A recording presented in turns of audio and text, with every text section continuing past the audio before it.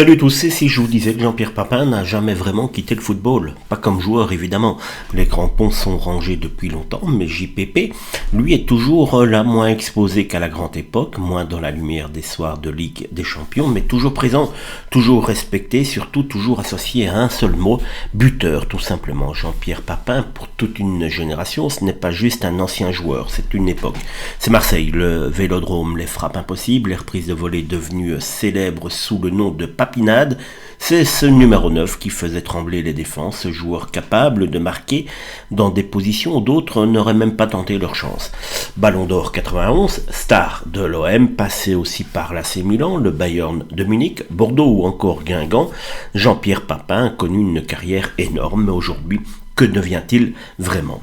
Ces dernières années, on l'a revu dans un rôle le plus discret mais important, celui de formateur, de conseiller, puis d'entraîneur de la réserve de l'Olympique de Marseille, un retour très symbolique, parce que Papin et l'OM, c'est une histoire qui ne s'efface pas. Il a retrouvé le club de sa gloire, non pas pour faire le show, mais pour transmettre aux jeunes ce que peu de gens peuvent vraiment expliquer. L'instinct du but, l'exigence, la pression d'un grand club et surtout ce que représente le maillot marseillais. Son aventure avec la réserve de l'OM s'est terminée en 2025, pas forcément comme il l'aurait rêvé.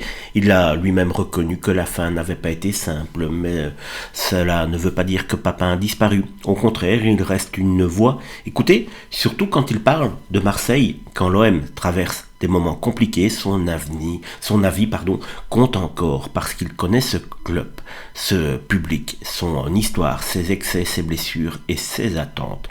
Mais Jean-Pierre Papin, ce n'est pas seulement le football, il y a aussi l'homme derrière la légende, avec sa famille. Il est engagé maintenant depuis des années dans l'association Neuf de Cœur, née après le combat personnel autour de sa fille Émilie atteinte de lésions cérébrales.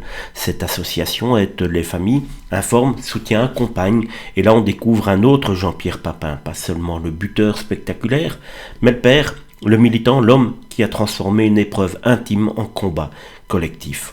Aujourd'hui, Jean-Pierre Papin a 62 ans.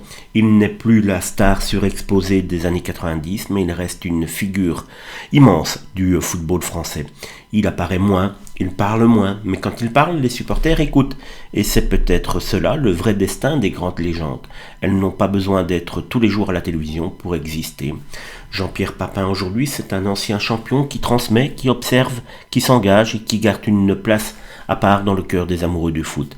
Parce qu'au fond, JPP n'a jamais été un simple joueur. Il a été une émotion, et ça ne prend jamais sa retraite.